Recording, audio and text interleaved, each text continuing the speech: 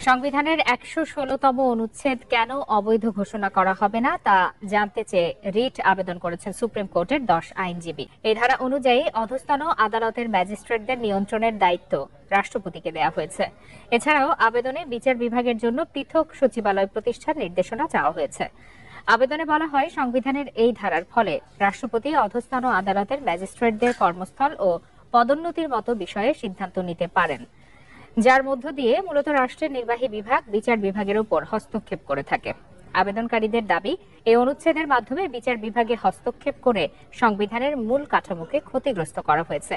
এর মধ্য দিয়ে পরোক্ষভাবে বিচারকদের শৃঙ্খলা বিধির বাস্তবায়নের দায়িত্ব দেওয়া হয়েছে আইন মন্ত্রণালয়ের হাতে।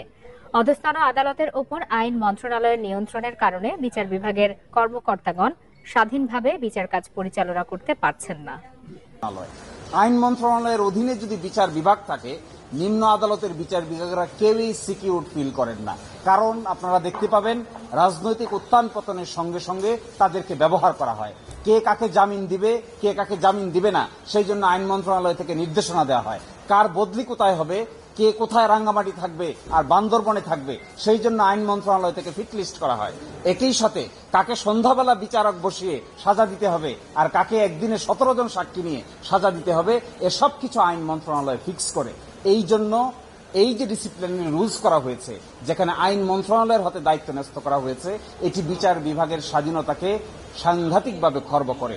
এটিকেও আমরা চ্যালেঞ্জ করেছি এবং আমরা এটাও বলেছি, সুপ্রিম কোর্টের অধীনে বিচারিক কর্মকর্তাদের আলাদাভাবে নিয়ন্ত্রণ, বদলি সবকিছু সুপ্রিম কোর্টের অধীনে সেপারেট সেক্রেটারিয়েট প্রতিষ্ঠা করতে হবে।